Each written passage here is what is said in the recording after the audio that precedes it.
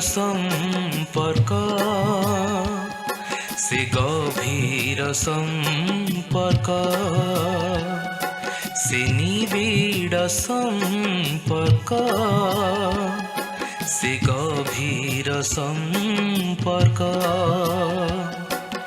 रही थाउ प्रभु तुम संगे आम रही थाउ प्रभु तुम संगे आम पवित्र संपर्क से अतूट संपर्क संपर्क संपर्क संपर्क संपर्क संपर्क।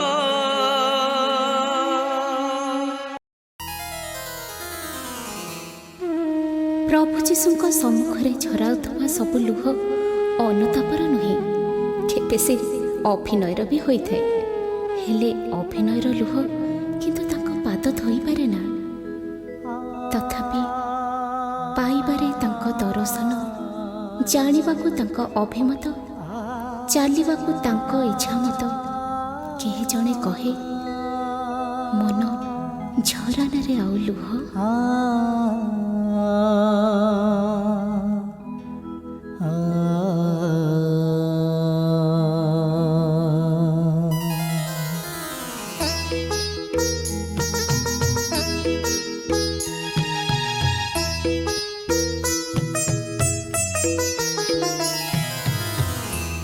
झरना रे आउ लुह तू अभिनयर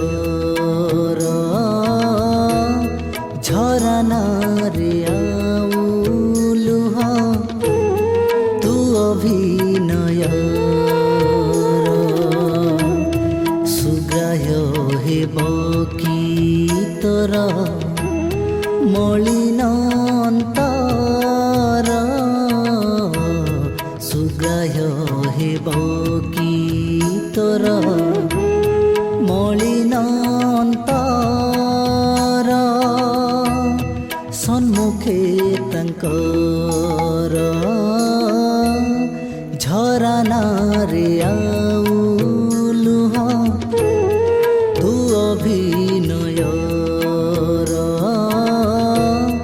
झरना रे आउ लुह तू अभिनयर।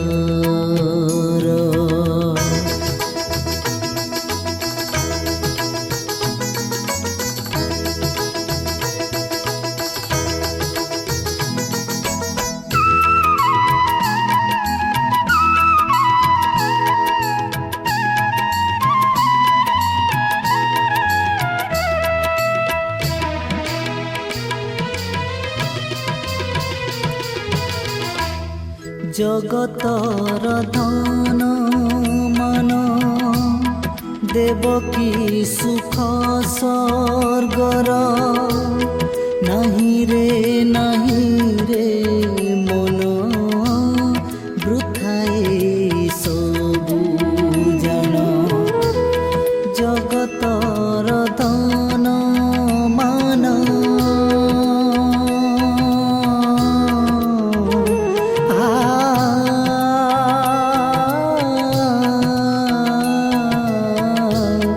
जगतर धन मान देवकी सुख स्वर्गर नहीं रे मन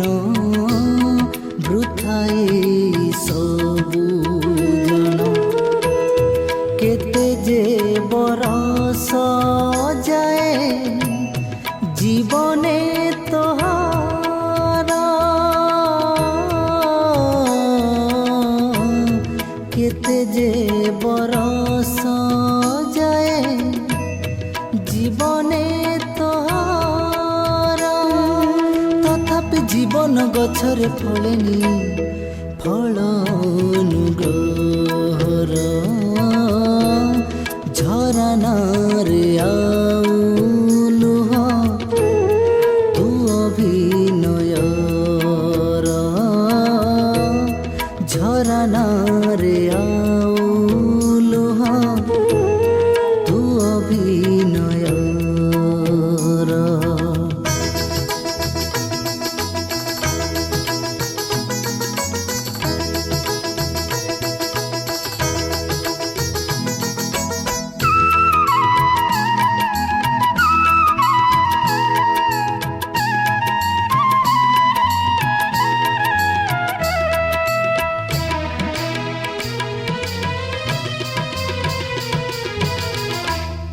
মরিচিকা ভরা দিন প্রতারণার চুম্বন ঝুলায়ে যিশুଙ୍କୁ নীতি ক্রুশে তো পাপ কারণ মরিচিকা ভরা দিন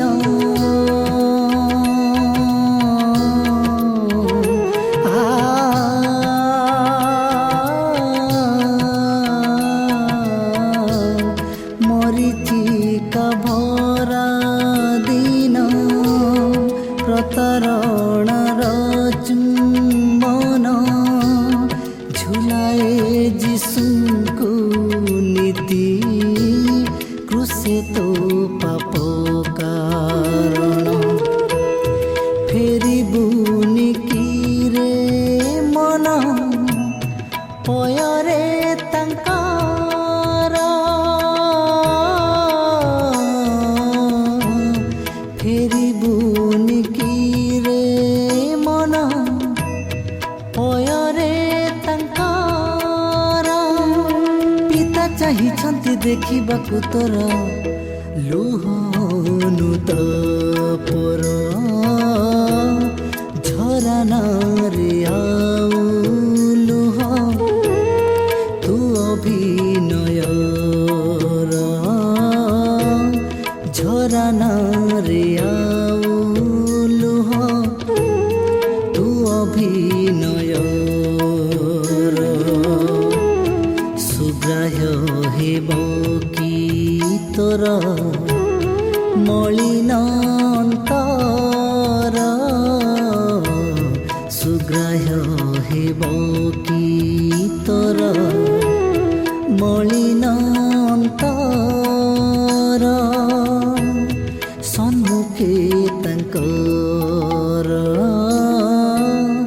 ଝରଣାରେ ଆଉ ଲୁହ ତୁ ଅଭିନୟର ଝରଣାରେ ଆଉ ଲୁହ ତୁ ଅଭିନୟର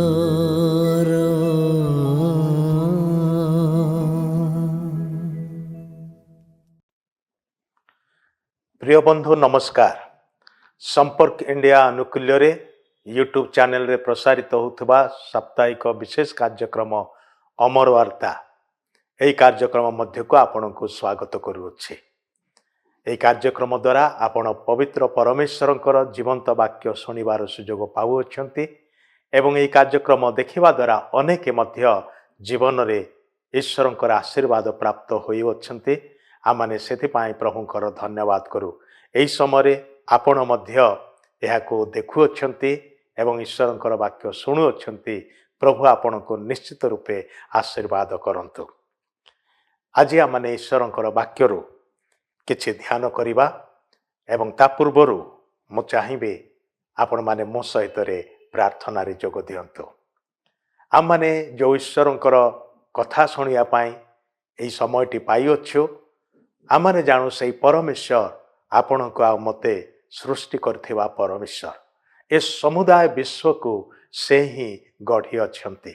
सकल जीवित प्राणी ठारे प्रवाहित होउथबा प्राणवायु ताहा ताहांकरी द्वारा दिया जाइथिबा विषय अटे। सेतिपा माने आसु ताहांकर धन्यवाद करू एवं निज निज को प्रभु हस्तरे समर्पण करू प्रार्थना करिबा। ସ୍ୱର୍ଗସ୍ଥ ପିତା ପରମେଶ୍ୱର ତୁମର ଧନ୍ୟବାଦ କରୁଛୁ। ତୁମେ ଆମମାନଙ୍କୁ ତୁମ ନିଜ ସାଦୃଶ୍ୟ ଓ ପ୍ରତିମୂର୍ତ୍ତିରେ ନିର୍ମାଣ କରି ତୁମର ସେ ପ୍ରାଣବାୟୁ ଆମମାନଙ୍କ ଠାରେ ଦେଇଅଛ, ଯଦ୍ୱାରା ପ୍ରଭୁ ଆଜି ଜୀବିତ ପ୍ରାଣୀ ଭାବରେ ଆମମାନେ ଚଳପ୍ରଚଳ ହେଉଛୁ। ଏ ଜଗତରେ ବଞ୍ଚିବାର ସୁଯୋଗ ଅନୁଗ୍ରହ ତୁମେ ହିଁ ଆମମାନଙ୍କୁ ଦେଇଅଛ। ଜୀବନ ଏବଂ ମୃତ୍ୟୁର ଚାବିକାଠି ତୁମ ହସ୍ତରେ ଅଟେ। ଆମମାନଙ୍କର ନାସାରନ୍ଧ୍ରରେ ପ୍ରବାହିତ ହେଉଥିବା ଶ୍ୱାସବାୟୁର ଅଧିକାର ମଧ୍ୟ କେବଳ ତୁମଠାରେ ଅଟେ। ଆମମାନେ ଧନ୍ୟବାଦ କରୁଛୁ ପ୍ରଭୁ, ତୁମେ ଆମମାନଙ୍କୁ ପ୍ରେମ କରୁଅଛ। ଯଦିବା ତୁମେ ସ୍ୱର୍ଗର ପରମେଶ୍ୱର, କିନ୍ତୁ ପୃଥିବୀର ମଣିଷମାନଙ୍କ ପ୍ରତି ତୁମର ଅପାର ପ୍ରେମ ରହିଛି। ତୁମେ ଆମମାନଙ୍କ ପ୍ରତି ଦୀର୍ଘ ସହିଷ୍ଣୁ ହେଇ ଆଜି ପର୍ଯ୍ୟନ୍ତ ଦୟା ଉପରେ ଦୟା କରିଅଛ, ଅନୁଗ୍ରହ ଉପରେ ଅନୁଗ୍ରହ ଦେଇଅଛ। ତୁମ୍ଭର ବହୁବିଧ ଦୟା ହେତୁ ଆମ୍ଭେମାନେ ବିନଷ୍ଟ ନ ହୋଇ ଆଜି ପର୍ଯ୍ୟନ୍ତ ବଞ୍ଚି ରହିଛୁ। ଧନ୍ୟବାଦ କରୁଛୁ, ପ୍ରଶଂସା କରୁଛୁ। ଆଜି ତୁମର ପବିତ୍ର ବାକ୍ୟରୁ ଯାହା ଧ୍ୟାନ କରିବୁ, ତୁମେ ଆମମାନଙ୍କୁ ଆଶୀର୍ବାଦ କର। ତୁମର ପବିତ୍ର ଆତ୍ମାଙ୍କ ଦ୍ୱାରା ଆମମାନଙ୍କୁ କଥା କୁହ। ପ୍ରତ୍ୟେକ ବନ୍ଧୁମାନଙ୍କୁ ଯେଉଁମାନେ ଏହି ସମୟରେ ଏହି ୟୁଟ୍ୟୁବ୍ କାର୍ଯ୍ୟକ୍ରମକୁ ଦେଖୁଅଛନ୍ତି, ଶୁଣୁଅଛନ୍ତି, ସେ ସମସ୍ତଙ୍କୁ ଆଶୀର୍ବାଦ କର। ପ୍ରାର୍ଥନା ଶୁଣିଲ, ଧନ୍ୟବାଦ ଦେଇ ପରିତ୍ରାଣକର୍ତ୍ତା ପ୍ରଭୁ ଯୀଶୁ ଖ୍ରୀଷ୍ଟଙ୍କର ନାମରେ ଏହି ସାମାନ୍ୟ ପ୍ରାର୍ଥନା ଉତ୍ସର୍ଗ କରୁଅଛୁ। ଆମେନ୍। ଈଶ୍ୱରଙ୍କ ବାକ୍ୟକୁ ଧ୍ୟାନ କରିବା ନିମନ୍ତେ ଗୋଟିଏ ଶାସ୍ତ୍ରାଂଶକୁ ମୁଁ ଆପଣଙ୍କ ପାଇଁ ପଢ଼ିବାକୁ ଚାହେଁ। ଈଶ୍ୱରଙ୍କର ବାକ୍ୟ ଜିହିଜିକଲ ଭାଓବାଦୀଙ୍କ ପୁସ୍ତକ ତାର 16 ଅଧ୍ୟାୟ 1 ପଦର ଆରମ୍ଭରୁ ମୁଁ 6 ପଦ ପର୍ଯ୍ୟନ୍ତ ପଢ଼ିବାକୁ ଚାହୁଁଛି। ଆପଣ ମନ ଦେଇକି ଶୁଣନ୍ତୁ। ଈଶ୍ୱରଙ୍କ ବାକ୍ୟରେ ଏପରି ଲେଖା ଅଛି, ପୁନର୍ବାର ସଦାପ୍ରଭୁଙ୍କର ବାକ୍ୟ ମୋ ନିକଟରେ ଉପସ୍ଥିତ ହେଲା, ଯଥା, ହେ ମନୁଷ୍ୟ ସନ୍ତାନ, ତୁମ୍ଭେ ଜେରୁସାଲାମକୁ ତାହାର ଘୃଣାଯୋଗ୍ୟ କ୍ରିୟା ସକଳ ଜଣା। ଆଉ କୁହ, ପ୍ରଭୁ ସଦାପ୍ରଭୁ ଜେରୁସାଲମକୁ ଏହି କଥା କହନ୍ତି, ତୁମ୍ଭର ଉତ୍ପତ୍ତି ଓ ଜନ୍ମସ୍ଥାନ କିଣାନୀୟ ଦେଶ। ତୁମ୍ଭର ପିତା ଏମୋରିୟ ଓ ମାତା ଜଣେ ହିତିଆ ଥିଲା। ତୁମ୍ଭ ଜନ୍ମର ବିବରଣ ଏହି, ତୁମ୍ଭେ ଜନ୍ମ ହେବା ଦିନ ତୁମ୍ଭର ନାଭି କଟା ହୋଇନଥିଲା, କିମ୍ବା ତୁମ୍ଭକୁ ପରିଷ୍କାର କରିବା ପାଇଁ ଜଳରେ ସ୍ନାନ କରାଯାଇ ନଥିଲା। ତୁମ୍ଭେ ଲବଣରେ ମଖା ଯାଇନଥିଲ, କିମ୍ବା ପଟିରେ ଗୁଡ଼ା ଯାଇନଥିଲ। ଏହିସବୁ ମଧ୍ୟରୁ କୌଣସି କାର୍ଯ୍ୟ କରିବା ପାଇଁ ତୁମ୍ଭ ପ୍ରତି ଦୟା ବହିବା ପାଇଁ କେହି ତୁମ୍ଭ ଉପରେ ସ୍ନେହ ଦୃଷ୍ଟି ନ କଲା। ମାତ୍ର ତୁମ୍ଭେ ଜନ୍ମ ହେବା ଦିନ ତୁମ୍ଭର ଘୃଣାଯୋଗ୍ୟ ଅବସ୍ଥା ହେତୁରୁ ମେଲା ପଡ଼ିଆରେ ଫୋପଡ଼ା ଯାଇଥିଲ।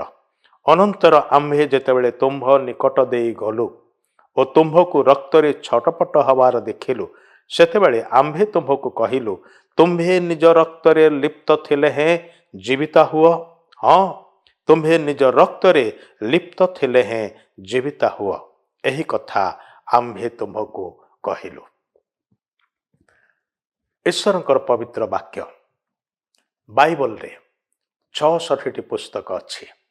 ସେଥିରୁ ପୁରାତନ ନିୟମରେ ବିଶେଷ କରିକି 17ଟି ପୁସ୍ତକ ଅଛି, ଯେଉଁ ପୁସ୍ତକ ଗୁଡ଼ିକୁ କି ଭାବବାଦୀମାନଙ୍କର ପୁସ୍ତକ ବୋଲି କୁହାଯାଏ।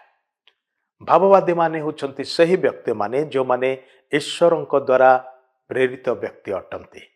ଅର୍ଥାତ୍ ଈଶ୍ୱର ତାହାଙ୍କର ଲୋକମାନଙ୍କ ମଧ୍ୟରୁ ଯାହାଙ୍କ ନିକଟରେ ଆପଣାର ପ୍ରକାଶନ ଦିଅନ୍ତି, ସେମାନଙ୍କୁ ସ୍ୱପ୍ନ, ରବ, ଦର୍ଶନ ଦ୍ୱାରା କଥା କୁହନ୍ତି ଏବଂ ବେଳେବେଳେ ସିଧାସଳଖ କଥା କୁହନ୍ତି। ଆଉ ସେମାନେ ଈଶ୍ୱରଙ୍କ ଠାରୁ ଶୁଣିଥିବା, ନିର୍ଦ୍ଦେଶିତ ହୋଇଥିବା ବାକ୍ୟକୁ ସେମାନେ ଈଶ୍ୱରଙ୍କର ଲୋକମାନଙ୍କ ମଧ୍ୟରେ, ମନୁଷ୍ୟ ଜାତିମାନଙ୍କ ନିକଟରେ ସେମାନେ ଘୋଷଣା କରନ୍ତି। ଆଉ ସେମାନେ ଯାହା ଘୋଷଣା କଲେ ତାହା ପୁସ୍ତକ ଆକାରରେ ଲିପିବଦ୍ଧ କଲେ। ପରମେଶ୍ୱର ସେହି ପୁସ୍ତକ ଗୁଡ଼ିକୁ ତାହାଙ୍କର ପବିତ୍ର ଗ୍ରନ୍ଥରେ ସ୍ଥାନିତ କରିଅଛନ୍ତି। ଆଉ ଏହି ପୁସ୍ତକ ଗୁଡ଼ିକୁ ଭାବବାଦୀମାନଙ୍କର ପୁସ୍ତକ ବୋଲି କୁହାଯାଏ, କାରଣ ସେମାନେ ସେମାନଙ୍କର ସମୟକାଳର ଘଟଣା ଗୁଡ଼ିକୁ କେବଳ ବର୍ଣ୍ଣନା କରୁଥିଲେ ତାହା ନୁହେଁ, କିନ୍ତୁ ଭବିଷ୍ୟତରେ କ'ଣ ସବୁ ଘଟିବାକୁ ଯାଉଛି ସେ ବିଷୟରେ ମଧ୍ୟ ସେମାନେ ସୂଚନା ପ୍ରଦାନ କରିଅଛନ୍ତି। ବର୍ତ୍ତମାନ କାଳର ବିଷୟରେ କହିବା ଏବଂ ଭବିଷ୍ୟତ ସମୟର କଥା କହିବା, ଏଇଟା ମନୁଷ୍ୟର ନିମନ୍ତେ, ବିଶେଷ କରିକି ଭବିଷ୍ୟତର କ'ଣ ସବୁ ଘଟଣା ଘଟିବ ସେ ବିଷୟରେ ମନୁଷ୍ୟ ଅନୁମାନ କରିପାରେ, କିନ୍ତୁ ଆକ୍ଷରିକ ଭାବରେ, ଯଥାର୍ଥ ଭାବରେ ଠିକ୍ ଏମିତି ଘଟିବ ବୋଲି କହିବା, ସେଇଟା ମନୁଷ୍ୟର ଅକ୍ତିଆରର ବିଷୟ ନୁହେଁ, କିନ୍ତୁ ସ୍ୱର୍ଗର ପରମେଶ୍ୱରଙ୍କର ତାହା ଅଧିକାରର ବିଷୟ। ପରମେଶ୍ୱରଙ୍କର ନିମନ୍ତେ ତାହା ଅସମ୍ଭବ ନୁହେଁ, କାରଣ ସେ ଏକକାଳୀନ ଅତୀତ, ବର୍ତ୍ତମାନ ଏବଂ ସୁଦୂର ଭବିଷ୍ୟତକୁ ଦେଖିପାରନ୍ତି। ସେ ଜାଣନ୍ତି, ସେ ତ୍ରିକାଳକୁ ଏକ ସାଙ୍ଗରେ ସେ ଜାଣନ୍ତି, ବୁଝନ୍ତି, ଦେଖନ୍ତି। ସେଥିପାଇଁ ସେ ହିଁ ଭବିଷ୍ୟତର ଘଟଣା ସମ୍ବନ୍ଧରେ ନିର୍ଦ୍ଦିଷ୍ଟ ଭାବରେ କହିପାରିବେ। ତେବେ ଏ ଭାବବାଦୀମାନେ ଯେଉଁ ସମସ୍ତ ବିଷୟ, ଯେଉଁ ସମସ୍ତ ବିବରଣ ସେମାନଙ୍କ ପୁସ୍ତକରେ ଲେଖି ଅଛନ୍ତି, ସେଥିରୁ କିଛି ଐତିହାସିକ ଘଟଣାର ବିବରଣ ଅଛି ଯାହା ସେମାନଙ୍କର ସମୟ କାଳରେ ଘଟିଥିଲା, ଏବଂ ଆଉ କିଛି ଘଟଣାର ବିବରଣ ଅଛି ଯାହା ଭବିଷ୍ୟତରେ ଘଟିବାକୁ ଯାଉଛି। ବାଇବଲରେ ଏ ପ୍ରକାର ଅନେକ ଭବିଷ୍ୟତବାଣୀ ଅଛି, ସେଥିରୁ ଅଧିକାଂଶ ଭାବବାଣୀ ସଫଳ ହୋଇସାରିଛି। ଅବଶ୍ୟ ସେସବୁ ଭାବବାଣୀ ସଫଳ ହେବା ବେଳକୁ ଏହି ଭବିଷ୍ୟତ ବକ୍ତାମାନଙ୍କ ମଧ୍ୟରୁ ଅନେକ ଜୀବିତ ଅବସ୍ଥାରେ ନଥିଲେ। ଅଳ୍ପ କେତୋଟି ଭବିଷ୍ୟତ ବକ୍ତାମାନଙ୍କୁ ଛାଡ଼ିଦେଲେ ସେମାନେ ଯାହା କହିଛନ୍ତି ସେଥିର ଅନେକ ଗୁଡ଼ାଏ ଭାଗ ସେମାନଙ୍କର ଜୀବନ କାଳରେ ଘଟେ ନାହିଁ, କିନ୍ତୁ ସେମାନଙ୍କ ଉତ୍ତାରେ ପରବର୍ତ୍ତୀ ସମୟରେ ସେମାନେ କହିଥିବା ଭବିଷ୍ୟତ କଥା ସବୁ ଆକ୍ଷରିକ ଭାବରେ ସଫଳ ହୋଇଛି। ପ୍ରିୟ ବନ୍ଧୁ, ଜିହିଜିକଲ ଭାବବାଦୀ ସେ ପ୍ରକାର ଭାବବାଦୀମାନଙ୍କ ମଧ୍ୟରୁ ଜଣେ ଅଟନ୍ତି। ସେ କହିବାକୁ ଗଲେ ଇସ୍ରାଏଲୀୟ ଲୋକମାନଙ୍କର ଯେଉଁ ବାବିଲୋନୀୟ ନିର୍ବାସନର ସମୟ, 70 ବର୍ଷର ନିମନ୍ତେ ଇସ୍ରାଏଲୀୟ ଲୋକମାନେ ସେମାନଙ୍କର ଦେଶରୁ ନିର୍ବାସିତ ହେଲେ, ବନ୍ଦୀ କରିକି ନିଆଗଲେ ବାବିଲୋନୀୟ ମାନଙ୍କ ଦ୍ୱାରା, ଏବଂ ବାବିଲୋନ ସାମ୍ରାଜ୍ୟରେ, ବାବିଲୋନ ଦେଶରେ ସେମାନେ 70 ବର୍ଷ କାଳ ବାସ କଲେ।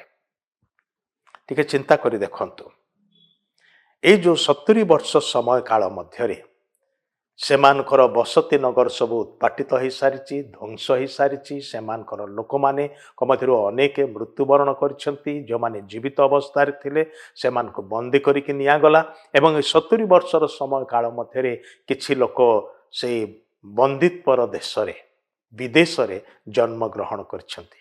କିନ୍ତୁ ସେମାନଙ୍କୁ ପରମେଶ୍ୱର ପରିତ୍ୟାଗ କରିନାହାନ୍ତି, କାରଣ ଏ ଲୋକମାନେ ତାହାଙ୍କର ମନୋନୀତ ଲୋକ ଅଟନ୍ତି। ଆଉ ସେମାନଙ୍କ ମଧ୍ୟରୁ ସେ ଜିହିଜିକଲ ନାମକ ଜଣେ ବ୍ୟକ୍ତିଙ୍କୁ ସେ ଆହ୍ୱାନ କରୁଛନ୍ତି ଏବଂ ତାହାଙ୍କୁ ବିଭିନ୍ନ ଦର୍ଶନ ଦ୍ୱାରା କଥା କହୁଛନ୍ତି, ରବ ଦ୍ୱାରା କଥା କହୁଛନ୍ତି। ସେଥିପାଇଁ ଜିହିଜିକଲ ସେ ବାରବାର এই କଥା ଲେଖନ୍ତି, ସଦାପ୍ରଭୁଙ୍କର ବାକ୍ୟ ମୋ ନିକଟରେ ଉପସ୍ଥିତ ହେଲା, ସଦାପ୍ରଭୁଙ୍କର ବାକ୍ୟ ମୋ ନିକଟରେ ଉପସ୍ଥିତ ହେଲା। ମୁଁ ଯେଉଁ ଶାସ୍ତ୍ରାଂଶ ବାକ୍ୟ ପଢ଼ିଲି, ଆଉ ସେଥିରେ ସେ କହନ୍ତି, ଜିହିଜିକଲ ଭବିଷ୍ୟତ ବକ୍ତା କହନ୍ତି, ପୁନର୍ବାର ସଦାପ୍ରଭୁଙ୍କ ବାକ୍ୟ ମୋ ନିକଟରେ ଉପସ୍ଥିତ ହେଲା। ପରମେଶ୍ୱର କଥା କହନ୍ତି, ସେ ଆପଣଙ୍କୁ ଆଉ ମୋତେ କଥା କହିବାର ଶକ୍ତି ଦେଇଛନ୍ତି। ଯିଏ ଆମମାନଙ୍କୁ ଏହି ଶକ୍ତି ଦେଇଛନ୍ତି ସେ ନିଜେ ମଧ୍ୟ କଥା କହନ୍ତି। ତାହାଙ୍କର ବାକ୍ୟ ତାହାଙ୍କର ଲୋକମାନଙ୍କ ନିକଟରେ ସେ ପ୍ରକାଶ କରନ୍ତି। କାହିଁକି ସେ ତାହା କରନ୍ତି? ଯେ ତାହାଙ୍କର ମନୋନୀତ ଦାସଙ୍କର ଦ୍ୱାରା ସେ ବାକି ସମସ୍ତ ଲୋକଙ୍କ ନିକଟରେ ଆପଣାର ମନର କଥା କହିବାକୁ, ପ୍ରକାଶ କରିବାକୁ ଚାହାନ୍ତି। ସେଥିପାଇଁ ଭାବବାଦୀମାନେ ହେଉଛନ୍ତି ଈଶ୍ୱରଙ୍କର ମୁଖପାତ୍ର ସଦୃଶ। ସେମାନେ ପରମେଶ୍ୱରଙ୍କର ପକ୍ଷରେ, ଲୋକମାନଙ୍କର ମଧ୍ୟରେ ସେମାନେ ଈଶ୍ୱରଙ୍କର ଚିନ୍ତାଧାରା, ତାହାଙ୍କର ବାକ୍ୟ, ତାହାଙ୍କର ସଂକଳ୍ପ ସବୁ, ତାହାଙ୍କର ଆଦେଶ ସବୁକୁ ସେମାନେ ବ୍ୟକ୍ତ କରନ୍ତି। ଏଠାରେ ଜିହିଜିକଲ କହୁଛନ୍ତି, ପରମେଶ୍ୱରଙ୍କର ବାକ୍ୟ ପୁନର୍ବାର ମୋ ନିକଟରେ ଉପସ୍ଥିତ ହେଲା। ଅର୍ଥାତ୍ ପରମେଶ୍ୱର ଦୟା କରିକି ଲୋକମାନଙ୍କୁ ପ୍ରେମ କରୁଥିବାରୁ ସେମାନଙ୍କୁ ସଂଶୋଧନ କରିବାର ନିମନ୍ତେ ସେ ବାରବାର ସେମାନଙ୍କ ସାଙ୍ଗରେ କଥା କହିବାକୁ ଚାହାନ୍ତି। ଆଜି ବି ସେଇ ପରମେଶ୍ୱର ଜୀବିତ ପରମେଶ୍ୱର, କିନ୍ତୁ ତାହାଙ୍କର ଏହି ପବିତ୍ର ଧର୍ମଶାସ୍ତ୍ରରେ ଯାହା ସେ ପ୍ରକାଶ କରିଅଛନ୍ତି, ଯାହା ସେ କହିଅଛନ୍ତି, ତଦ୍ୱାରା ଆପଣଙ୍କୁ ଆଉ ମୋତେ କଥା କହୁଅଛନ୍ତି। ଯେତେଥର ଆପଣ ପବିତ୍ର ବାଇବଲକୁ ଖୋଲି ପଢ଼ିବେ, ସେତେଥର ଈଶ୍ୱରଙ୍କର ରବକୁ ଶୁଣିପାରିବେ। ଏହା ପରମେଶ୍ୱରଙ୍କର ବାକ୍ୟ ଅଟେ। ଜିହିଜିକଲ କହିଲେ ଯେ ପରମେଶ୍ୱର ମୋତେ ଆଉ ଥରେ କଥା କହିଲେ। ଯାହା ସେ ମୋତେ ଜଣେଇଲେ ତାହା ଇସ୍ରାଏଲ ଲୋକମାନଙ୍କୁ କହିବାର ନିମନ୍ତେ, ଆଉ ସେମାନଙ୍କର ଉତ୍ପତ୍ତି ସମ୍ପର୍କରେ, ସେମାନଙ୍କର ଆରମ୍ଭ କି ପ୍ରକାର, ସେମାନଙ୍କର ଅବସ୍ଥା କି ପ୍ରକାର ଥିଲା, କେଡ଼େ ଶୋଚନୀୟ ଅବସ୍ଥା ଥିଲା, କେଡ଼େ ଦୟନୀୟ ଅବସ୍ଥା ଥିଲା, ଏହା ଈଶ୍ୱର ସେମାନଙ୍କୁ ଜଣେଇବା ପାଇଁ ଚାହିଁଲେ। ସେମାନଙ୍କୁ ଏକଥା ପ୍ରକାଶ କରିବା ପାଇଁ ଇଚ୍ଛା କଲେ ଯେ ତୁମର ଆରମ୍ଭ କ'ଣ, ତୁମେ କେଉଁ ବିଷୟ ସକାଶେ ଗର୍ବ କରିବ, କେଉଁ ବିଷୟ ସକାଶେ ତୁମେ ଅହଙ୍କାରୀ ହବ, କେଉଁ ବିଷୟ ସକାଶେ ତୁମେ ବାହାଦୁରୀ ଦେଖେଇବ, ତୁମର ଆରମ୍ଭ କ'ଣ ଜାଣିଛ କି? ଭାଇ ଭଉଣୀମାନେ, ମନୁଷ୍ୟ ଭାବରେ ଆମମାନେ ଅନେକ ସମୟରେ ଏହାକୁ ବିବେଚନା କରିନଥାଉ। ଆମମାନଙ୍କର ଟିକିଏ ଧନ ହେଇଗଲେ, ଆମମାନଙ୍କର ଟିକେ ମାନ ମର୍ଯ୍ୟାଦା ବଢ଼ିଗଲେ, ଆମମାନେ ଟିକେ ସଫଳତାର ଦିଗରେ ଅଗ୍ରସର ହେଲେ ଆମମାନଙ୍କର ଛାତି ବହୁତ ବଡ଼ ହେଇଯାଏ, ଫୁଲିଯାଏ, ଆଉ ଆମମାନେ ଅହଙ୍କାର କରି ଏପରିକି ଆମମାନଙ୍କୁ ଗଢ଼ିଥିବା, ସୃଷ୍ଟି କରିଥିବା ପରମେଶ୍ୱରଙ୍କୁ ହିଁ ଆମମାନେ ଅବମାନ କରିବା ପାଇଁ ପଛେଇ ନଥାଉ। କିନ୍ତୁ ପରମେଶ୍ୱର ଆମମାନଙ୍କୁ ସ୍ମରଣ କରି ଦିଅନ୍ତି ଯେ ଆମମାନଙ୍କର ଅବସ୍ଥା କ'ଣ ଥିଲା। କହିବାକୁ ଗଲେ ପ୍ରତିଟି ମଣିଷ ଈଶ୍ୱର ବିହୀନ ଅବସ୍ଥାରେ ସେ ଜଗତକୁ ଆସେ ଏବଂ ସେ ପ୍ରକାର ମନୁଷ୍ୟମାନଙ୍କୁ ପରମେଶ୍ୱର ତାହାଙ୍କ ବାକ୍ୟ ଦ୍ୱାରା ଏ କଥା କହୁଅଛନ୍ତି। ଏଠାରେ ସେ ଇସ୍ରାଏଲ ଲୋକମାନଙ୍କୁ, ଜିହୁଦାର ଲୋକମାନଙ୍କୁ ସେ କହୁଛନ୍ତି, ଆମ୍ଭେ ଯେତେବେଳେ ତୁମ୍ଭ ନିକଟ ଦେଇ ଗଲୁ ଓ ତୁମ୍ଭକୁ ରକ୍ତରେ ଛଟପଟ ହେବାର ଦେଖିଲୁ, ସେତେବେଳେ ଆମ୍ଭେ ତୁମ୍ଭକୁ କହିଲୁ, ତୁମ୍ଭେ ନିଜ ରକ୍ତରେ ଲିପ୍ତ ଥିଲେ ହେଁ ଜୀବିତା ହୁଅ। ଈଶ୍ୱରଙ୍କର ବାକ୍ୟରେ ଆମେ ଏକଥା ଦେଖୁଛୁ ଯେ ପରମେଶ୍ୱର ତାହାଙ୍କର ଲୋକମାନଙ୍କର ନିକଟ ଦେଇ ଯାଆନ୍ତି, ସେ ଆମମାନଙ୍କର ନିକଟ ଦେଇ ଗତି କରନ୍ତି, ଆମମାନଙ୍କର ଅବସ୍ଥାକୁ ସେ ଜାଣନ୍ତି। ଆଉ ଏଠାରେ ଯେଉଁ ଅବସ୍ଥାର କଥା ଲେଖା ଅଛି, ଗୋଟେ ସଦ୍ୟଜାତ ଶିଶୁ ମା ପେଟରୁ ବାହାରି ଆସିଛି, କିନ୍ତୁ ତାକୁ ପରିଷ୍କାର କରାଯାଏ ନାହିଁ, ତାର ନାଭି କଟାଯାଏ ନାହିଁ। ସଦ୍ୟଜାତ ଶିଶୁ ସେ ରକ୍ତରେ ସୁଡ଼ୁବୁଡ଼ୁ ଅବସ୍ଥାରେ ଅଛି। ସେ ପ୍ରକାର ସମୟରେ ଯେ ହୁଏତ ହଠାତ୍ ମରିଯିବାର ସମ୍ଭାବନା ଅଛି, ସେ ପ୍ରକାର ସମୟରେ ପରମେଶ୍ୱର କହୁଛନ୍ତି ଇସ୍ରାଏଲ ଲୋକମାନଙ୍କୁ, ତୁମର ଅବସ୍ଥା ଏ ପ୍ରକାର ଥିଲା, ଆଉ ସେଇ ସମୟରେ ମୁଁ ତୁମର ପାଖ ଦେଇକି ଗଲି, ଆଉ ତୁମର ସେଇ ଅବସ୍ଥା ପ୍ରତି ଦୃଷ୍ଟିପାତ କରି ଦୟାରେ ବିଗଳିତ ହେଲେ ଏବଂ ତୁମକୁ ଏକଥା ଘୋଷଣା କରି କହିଲି ଯେ ତୁମେ ରକ୍ତରେ ଛଟପଟ ହେଉଥିବା ସମୟରେ ହିଁ ଜୀବିତ ହୁଅ। ଭାଇ ଭଉଣୀମାନେ, ପରମେଶ୍ୱର ଓ ତାହାଙ୍କର ପ୍ରେମ ସକାଶେ, ତାହାଙ୍କର ଅନୁଗ୍ରହ ଓ ଦୟା ସକାଶେ ସେ ଆମମାନଙ୍କର ଶୋଚନୀୟ ଅବସ୍ଥା ଜାଣନ୍ତି ଏବଂ ସେହି ଅବସ୍ଥାରେ ଆମମାନଙ୍କୁ ପରିତ୍ୟକ୍ତ ଅବସ୍ଥାରେ ଛାଡ଼ିଦେବାକୁ ଚାହାନ୍ତି ନାହିଁ। ଓ କେତେଥର ଆମମାନେ ନିଜକୁ ସେହି ପ୍ରକାର ପରିତ୍ୟକ୍ତ ଅବସ୍ଥା ମଧ୍ୟକୁ ନେଇଯାଇଛୁ। ମନେ ରଖୁ, ଯେତେବେଳେ ମନୁଷ୍ୟ ଈଶ୍ୱରଙ୍କର ବିରୋଧୀ ହୁଏ, ସେ ନିଜକୁ ଏପରି ଶୋଚନୀୟ ବିପଦଗ୍ରସ୍ତ ଅବସ୍ଥା ମଧ୍ୟକୁ ଠେଲିଦିଏ, ଯେଉଁଠି ମୃତ୍ୟୁ ତା ଉପରେ ରାଜତ୍ୱ କରେ, ଯେଉଁଠାରେ ମୃତ୍ୟୁ ତାହାକୁ କବ୍ଜା କରିକି ନିଏ। ଈଶ୍ୱରଙ୍କ ବାକ୍ୟରେ ଗୋଟେ କଥା ଲେଖା ଅଛି, ପାପର ଦଣ୍ଡ ହେଉଛି ମୃତ୍ୟୁ। ଆଉ ଜାଣନ୍ତି କି ମୃତ୍ୟୁ ଏପରି ଏକ ବାସ୍ତବ ସତ୍ୟ, କୌଣସି ମନୁଷ୍ୟ ତାହାକୁ ଏଡ଼େଇ ପାରେ ନାହିଁ। ଆଜି ପର୍ଯ୍ୟନ୍ତ ପ୍ରଥମ ମଣିଷ ଠାରୁ ଆରମ୍ଭ କରିକି ଆଜି ପର୍ଯ୍ୟନ୍ତ ଯେତେ ଜଣ ମୃତ୍ୟୁଭୋଗ କରିକି ଏ ଜଗତ ଛାଡ଼ି ଯାଇଛନ୍ତି, କେହି ଜଣେ ବି ମୃତ୍ୟୁକୁ ଏଡ଼େଇ ପାରିନାହାନ୍ତି। ଆମେ ଯେଉଁମାନେ ଧରାପୃଷ୍ଠରେ ଚଳପ୍ରଚଳ ହେଉଛୁ, କବରର ଏପାରିରେ ଅଛୁ, ଆମେ ଅନେକ ସମୟରେ ଭାବୁ ଓ ଆମମାନଙ୍କୁ କେହି କିଛି କରିପାରିବ ନାହିଁ। କିନ୍ତୁ ମନେ ରଖନ୍ତୁ, ମୃତ୍ୟୁ ଏକ ବାସ୍ତବ ସତ୍ୟ, ଆଉ ଯେତେବେଳେ ତାହା ଆସି ଦଂଶନ କରେ, ସେତେବେଳେ ମଣିଷ ହାରିଯାଏ, ଏ ଜଗତ ଛାଡ଼ିକି ଚାଲିଯାଏ, ତାକୁ ଯିବାକୁ ହିଁ ହୁଏ, ସେ ରହିପାରେ ନାହିଁ, ତାର ଶେଷ ନିଶ୍ୱାସ ଛାଡ଼େ ଏବଂ ତାପରେ ସେ ଆଉ ଗ୍ରହଣ କରିପାରେ ନାହିଁ। ମୃତ୍ୟୁର ସେଇ କ୍ଲେଶ, ସେ ଯନ୍ତ୍ରଣା, ସେ ବିଚ୍ଛିନ୍ନକାରୀ ବିଷ ମନୁଷ୍ୟର ଶେଷ ଶତ୍ରୁ ବୋଲି କୁହାଯାଇଛି। ପ୍ରତ୍ୟେକ ମନୁଷ୍ୟ କହିବାକୁ ଗଲେ ମୃତ୍ୟୁକୁ ମୁଣ୍ଡରେ ଧରିକି ଘୁରି ବୁଲୁଛି। ଆଉ ମୃତ୍ୟୁ ଏ ପ୍ରକାର ଏକ ବାସ୍ତବ ସତ୍ୟ ଯାହା ଆଗରୁ ଖବର ଦେଇକି ଆସେ ନାହିଁ। କୋଉ ମୁହୂର୍ତ୍ତରେ କାହା ପ୍ରତି ତାହା ଘଟିବ କେହି ହେଲେ କହିପାରନ୍ତି ନାହିଁ। ଏପରିକି ରୋଗ ବିଛଣାରେ ଦୀର୍ଘ ଦିନ ଧରି ପଡ଼ି ରହିଥିବା ରୋଗୀ ମଧ୍ୟ ଜାଣେ ନାହିଁ ଯେ କୋଉ ମୁହୂର୍ତ୍ତରେ ତାର ଶେଷ ନିଶ୍ୱାସ ସେ ତ୍ୟାଗ କରିବ। ମାତ୍ର ଏହା ଏକ ବାସ୍ତବ ସତ୍ୟ।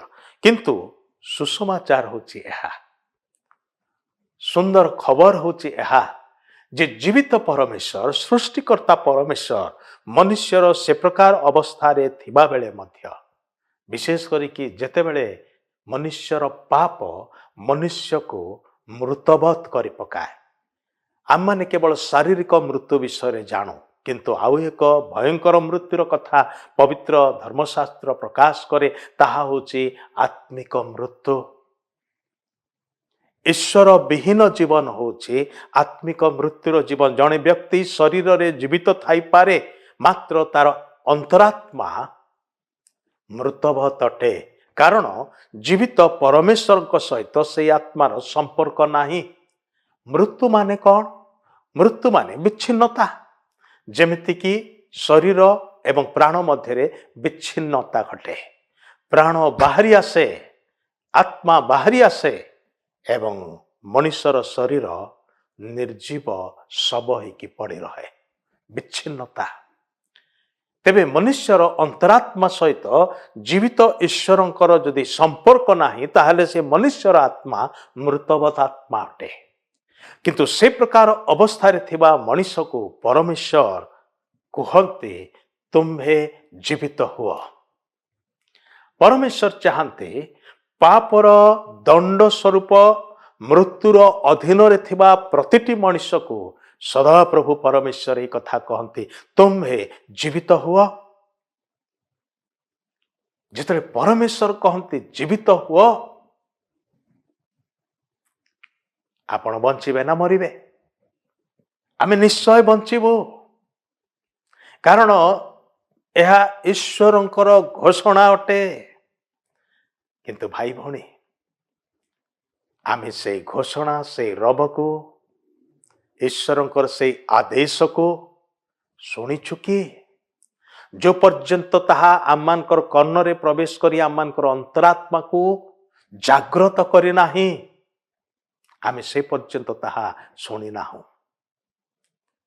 ଆଜି ସେହି ସମୟ, ଯେଉଁ ସମୟରେ କି ପରମେଶ୍ୱର କହୁଅଛନ୍ତି, ହେ ମରଣର ଅଧୀନରେ ଥିବା ମନୁଷ୍ୟ, ଜୀବିତ ହୁଅ। ଜୀବନଦାତା ଈଶ୍ୱର ମନୁଷ୍ୟ ରୂପ ଧାରଣ କରିକି ଜୀବନ ନେଇକି ଆସିଲେ ମରଣଶୀଳ ଲୋକମାନଙ୍କ ମଧ୍ୟକୁ ଜୀବନ ଦେବା ନିମନ୍ତେ। ଆଉ ସେଇ କଥା ଘୋଷଣା କରି କହିଲେ, ମୁଁ ଆସିଅଛି ଯେପରି ତୁମ୍ଭେମାନେ ମୃତ୍ୟୁର ଅଧୀନରେ ଥିବା ଲୋକମାନେ, ପାପ ତୁମମାନଙ୍କୁ ଅନନ୍ତ ମୃତ୍ୟୁ ଆଡ଼କୁ ଭିଡ଼ି ନେଉଛି, ତୁମ୍ଭେମାନେ ଯେପରି ଜୀବନ ପ୍ରାପ୍ତ ହୁଅ, ପ୍ରଚୁର ଭାବରେ ଜୀବନ ପ୍ରାପ୍ତ ହୁଅ। ହଁ, ଅନନ୍ତ ଜୀବନର ଅଧିକାର ତୁମକୁ ଦେବା ନିମନ୍ତେ ମୁଁ ଆସିଅଛି। ଜାଣନ୍ତି କି ଏକଥା କିଏ ଘୋଷଣା କରିଥିଲେ? ସ୍ୱର୍ଗରୁ ଅବତରଣ କରିଥିବା ପରିତ୍ରାଣକର୍ତ୍ତା, ମୁକ୍ତିଦାତା, ଜୀବନଦାତା, ପାପ କ୍ଷମାକାରୀ ପ୍ରଭୁ ଯୀଶୁ ଖ୍ରୀଷ୍ଟ। ସେ କହିଲେ, ଚୋର ଚୋରି କରିବା ପାଇଁ ଆସେ, ବଧ ଆଉ ବିନାଶ କରିବା ପାଇଁ ଆସେ, ମାତ୍ର ମୁଁ ଆସିଛି ତୁମ୍ଭମାନଙ୍କୁ ଜୀବନ ଦେବାର ନିମନ୍ତେ। ସେ ନିଜ ବିଷୟରେ କଥା କହିଲେ, ମୁଁ ଉତ୍ତମ ପ୍ରତିପାଳକ, ମୋର ଲୋକମାନଙ୍କର ନିମନ୍ତେ ମୁଁ ଆପଣାର ପ୍ରାଣ ଦିଏ। 2000 ବର୍ଷ ତଳେ ପ୍ରଭୁ ଯୀଶୁ ତାହା ହିଁ କଲେ। ସେ ମାନବ ଜାତିର ନିମନ୍ତେ ଆପଣାର ପ୍ରାଣକୁ ବଳି ରୂପେ ଉତ୍ସର୍ଗ କଲେ, ମୃତ୍ୟୁବରଣ କଲେ। ତାହାଙ୍କର ମୃତ୍ୟୁ ଦ୍ୱାରା ଯେପରି ଆପଣ ଏବଂ ମୁଁ ଜୀବନ ପ୍ରାପ୍ତ ହେବା, ସେ ମୃତ୍ୟୁ ଭୋଗ କଲେ ସତ, କିନ୍ତୁ ମରିକି ପଡ଼ି ରହିଲେ ନାହିଁ। ସେ ଜଣେ ମାତ୍ର ଯେ କି କବର ପ୍ରାପ୍ତ ହେଲେ, କିନ୍ତୁ ତୃତୀୟ ଦିବସରେ ପୁନର୍ଜୀବିତ ହେଇକି ଉଠିଲେ। ସେ ଜୀବିତ ପ୍ରଭୁ ଅଟନ୍ତି। ମୃତ୍ୟୁକୁ ଜୟ କରିକି ଉଠି ଅଛନ୍ତି। ସେ ଆପଣଙ୍କୁ ଆଉ ମୋତେ ଅନନ୍ତ ଜୀବନ ଦେବା ପାଇଁ ସମର୍ଥ ଅଟନ୍ତି, ଅଧିକାର ପ୍ରାପ୍ତ ଅଟନ୍ତି। ସେଥିପାଇଁ ସେ ଅଧିକାର ସହିତ ଘୋଷଣା କରି କହନ୍ତି, ଆମ୍ଭେ ତୁମ୍ଭ ପାଖ ଦେଇ ଯିବା ବେଳେ ଏ କଥା କହିଲୁ, ତୁମ୍ଭେ ଜୀବିତ ହୁଅ। ପ୍ରିୟ ଭାଇ, ପ୍ରିୟ ଭଉଣୀ, ଆପଣ ଈଶ୍ୱରଙ୍କର ଏ ଆଜ୍ଞାକୁ, ଏ ଘୋଷଣାକୁ ଶୁଣୁଅଛନ୍ତି କି? ଆପଣଙ୍କର ଅବସ୍ଥା ଯାହା ହେଇଥାଉ ନା କାହିଁକି, ପରମେଶ୍ୱର କହନ୍ତି ତୁମ୍ଭେ ଜୀବିତ ହୁଅ। ଯେତେବେଳେ ପାପର ଦଣ୍ଡ ମସ୍ତକ ଉପରେ ଅଛି, ସେହି ସମୟରେ ପରମେଶ୍ୱର କୁହନ୍ତି ଜୀବିତ ହୁଅ। ଆମମାନେ ଈଶ୍ୱରଙ୍କର ଏହି ଡାକରା ଶୁଣି ତାଙ୍କ ନିକଟକୁ ଫେରି ଆସିବା ଦରକାର, ତାଙ୍କଠାରେ ବିଶ୍ୱାସ ରଖିବା ଦରକାର, ଯଦ୍ୱାରା କି ତାହାଙ୍କର ଜୀବନ ପ୍ରାପ୍ତ ହୋଇ ଆମମାନଙ୍କର ଅନ୍ତରାତ୍ମା ପୁନର୍ଜୀବିତ ହେଇକି ଉଠିବ, ଈଶ୍ୱରୀୟ ଜୀବନ ନେଇକି ବଞ୍ଚିବାକୁ ଲାଗିବ। ତେବେ ଶାରୀରିକ ମୃତ୍ୟୁ ଆମମାନଙ୍କର ଶରୀରକୁ, ଆମକୁ ପରସ୍ପର ଠାରୁ ଅଲଗା କଲେ ମଧ୍ୟ ଅନନ୍ତ କାଳରେ ଆମର ଗୋଟିଏ ଭରସାର ବିଷୟ ରହିବ। ତାହା ହେଉଛି କ'ଣ? ଈଶ୍ୱରଙ୍କ ସହିତ ସଂଯୁକ୍ତ ହୋଇଥିବାରୁ ଆମମାନେ ଅନନ୍ତ କାଳ ଜୀବିତ ରହିବୁ। ଆଉ ପ୍ରଭୁ ଯୀଶୁ ଏ କଥା କହିକି ଯାଇଅଛନ୍ତି, ଯେ କେହି ମୋ ଠାରେ ବିଶ୍ୱାସ କରେ, ସେ ଶରୀରରେ ଯଦି ବା ମରିବ, କିନ୍ତୁ ମୁଁ ତାହାକୁ ଶେଷ ଦିନରେ ପୁନର୍ଜୀବିତ କରି ଉଠେଇବି।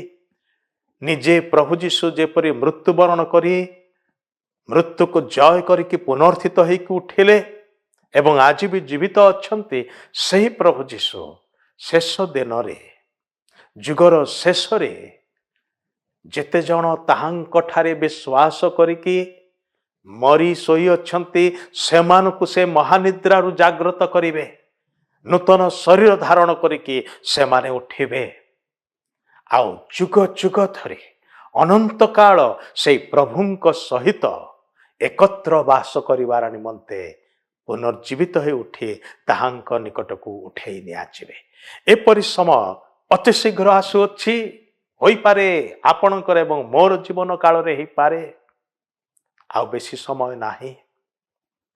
এই ଜଗତ କୁଆଡ଼କୁ ମୁହାଉଛି, ଯେଉଁ ସମସ୍ତ ଘଟଣା ଗୁଡ଼ିକ ଘଟି ଯାଉଛି, ଏହା ଆମମାନଙ୍କୁ ନିଶ୍ଚିତ ରୂପେ ଜଣେଇ ଦେଉଛି ଯେ ଏଇ ଜଗତ, ଏଇ ପୃଥିବୀର ଏକ ଶେଷ ଅଛି ଏବଂ ଏହା ତାହାର ନିର୍ଦ୍ଧାରିତ ଶେଷ ଆଡ଼କୁ ଦ୍ରୁତ ଗତିରେ ଗତି କରୁଅଛି।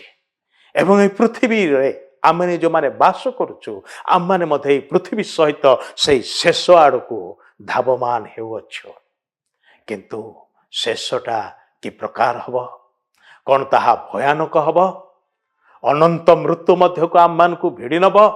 ନା, ପ୍ରଭୁ ଯୀଶୁ ଖ୍ରୀଷ୍ଟଙ୍କର ସଂସ୍ପର୍ଶରେ ଆସିଥିବାରୁ, ତାହାଙ୍କଠାରେ ବିଶ୍ୱାସ କରିଥିବାରୁ, ସେ ଦେଉଥିବା ଜୀବନ ସକାଶେ ଆମେ ଅନନ୍ତ ଜୀବନ ପାଇ ଅନନ୍ତ କାଳ ସେ ଜୀବିତ ସଦାପ୍ରଭୁଙ୍କ ସହିତ ଏକତ୍ର ବାସ କରିବାର ନିମନ୍ତେ ସ୍ୱର୍ଗ ରାଜ୍ୟକୁ ନିଆଯିବ।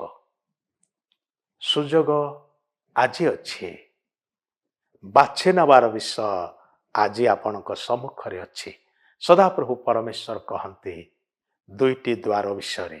ଗୋଟିଏ ହେଉଛି ସଂକୀର୍ଣ୍ଣ ଦ୍ୱାର, ତାର ବାଟଟି ଭାରି ଦୁର୍ଗମ, ମାତ୍ର ତାର ଶେଷ ଅନନ୍ତ ଜୀବନ। ଏବଂ ଆଉ ଗୋଟିଏ ପ୍ରଶସ୍ତ ଦ୍ୱାର, ତାର ବାଟ ମଧ୍ୟ ବହୁତ ଚଉଡ଼ା ଏବଂ ଅନେକ ଲୋକ ସେଇ ବାଟରେ ଯାଆନ୍ତି, ମାତ୍ର ତାହା ସର୍ବନାଶକୁ ଘେନି ଯାଉଥିବା ବାଟ ଅଟେ। କୋଉ ବାଟ ବାଛିବେ? କୋଉ ଦ୍ୱାରରେ ପ୍ରବେଶ କରିବେ? ପ୍ରଭୁ ଯୀଶୁ କହିଲେ, ମୁଁ ଦ୍ୱାର, ମୋ ଦେଇ ପ୍ରବେଶ କର, ତୁମେ ଭିତରକୁ ଯିବ, ଚରା ପାଇବ, ଜୀବନରେ ବଞ୍ଚିବ। କିନ୍ତୁ ବିନାଶକୁ, ସର୍ବନାଶକୁ ଘେନି ଯାଉଥିବା ଦ୍ୱାରରେ ଯାଅ ନାହିଁ। ଯଦିବା ଅନେକ ଲୋକ ସେଇ ବାଟରେ ଯାଉଛନ୍ତି ନିଜର ଅଜ୍ଞାନତା ସକାଶେ, ମାତ୍ର ସେଇ ବାଟର ବାଟୋଇ ହୁଅ ନାହିଁ। ଭିଡ଼ ଯେହେତୁ ଯାଉଛି, ସେଥିପାଇଁ ସେମାନେ ଠିକ ବାଟରେ ଯାଉଛନ୍ତି, ଏହା ଠିକ ଧାରଣା ନୁହେଁ। ପ୍ରଭୁ ଯୀଶୁ ସତର୍କ କରି କହିଦେଲେ। ସେ କଥା କହନ୍ତି जीवन को घेनी जाउथबा द्वार होची मो। प्रभु जीशु मध्य कथा कहले मो पथ सत्य आउ जीवन मो देई गले पितांक निकटरे पहुँचब स्वर्ग रे पहुँचब किंतु मो देई न गले पहुँची पारिब नाही। प्रिय बंधु जीवन देवा पाई जो प्रभु आसिले एवं जो प्रभु घोषणा करी कहउछंती जीवित हुओ आज बंचिबार आवश्यकता अछि। एई जगत रे केवल नुह एई जगत होची दुई दिनिया जगत एठी आ माने जिते चेष्टा कले भी जिते भल खाइले भी आ माने दिने मृत्यु भोग करिवो शारीरिक मृत्यु सुनिश्चित अटे। जदि ईश्वरंकर आमानकर प्रभुकर आगमन आमानकर जीवन काल रे न होईची प्रभु जीशुंकर आगमन आमानकर जीवन काल रे जदि घटे ताहाले होई पारे आम माने मृत्यु कौन जानिबो नाही। मरी जाइथिबा लोक माने से माने पुनरुत्थित हेबे जो माने शरीर रे बंची थिबे से माने रूपांतरित होइथिबे विशेष करी कि जो माने तांको ठारे विश्वास करिथिबा लोक अटंती से माने बदली जिवे अमर अक्षय शरीर धारण करिवे नूतन शरीर धारण करिवे से माने एवं ए माने एकत्र उठेई निया जीव अनंत काल ताहांको सहित वास करिवार निमंते। किंतु प्रिय बंधु ता पूर्वरु आज होची समय आज होची सुजोग जे शारीरिक मृत्यु आम को आम ठारू विच्छिन्न करी नहीं जिबा पूर्वरु समय थाउ थाउ सुजोग थाउ थाउ से प्रभुंकर सुसंवाद को विश्वास रे ग्रहण करू। से कहते जीवित हुआ मु तुमको जीवन देवा पाई आसी अछि आम माने ताहांको विश्वास करी हृदय रे स्थान देवा आम मानकर जीवन बदली जीव आम मानकर स्वभाव बदली जीव आम माने ताहांक पछे पछे चलिबाकू आरंभ करिवो। प्रभु आम मान को ए अल्प वाक्य द्वारा आशीर्वाद करंतु। ए पर्यंत धैर्य धरी शुणिथिबारु आपण को धन्यवाद जनाए। आसंतु प्रार्थना करिबा एवं आज विशेष विषय को शेष करिबा। प्रेमय प्रभु तुम्हें जीवित तुमर वाक्य जीवंत तुम्हें चाह प्रत्येक मनुष्य तुम ठारे विश्वास करी अनंत काल तुम सहित वास करू जीवन प्राप्त हो सेतिपाई मरणशील लोकमान प्रति तुम्हें सुसंवाद को घोषणा करियछ। प्रभु तुम छड़ा किए कहि पारिबो जीवित हुओ बोली। प्रभु तुम ठारे से शक्ति से सामर्थ्य अच्छी से जीवन अच्छी धन्यवाद करुअछु। आज जेते बंधु माने ए वाक्य को शुणी अच्छंती तुम ठारे विश्वास करुअछंती सेमान को आशीर्वाद कर सेमानकर समर्पित जीवन को ग्रहण करी प्रभु तुमर नूतन जीवन रे बंचिबा पाई साहाय्य कर। प्रार्थना शुणिल धन्यवाद दे परित्राणकर्ता प्रभु जीशु ख्रीष्टंक नाम रे ए प्रार्थना उत्सर्ग करुअछु आमेन।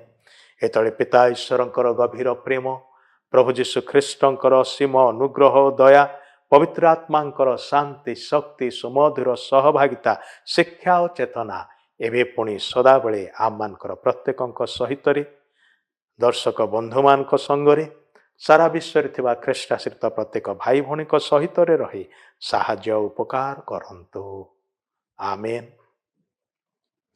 बहुत बहुत धन्यवाद। प्रभु आपण को आशीर्वाद करंतु।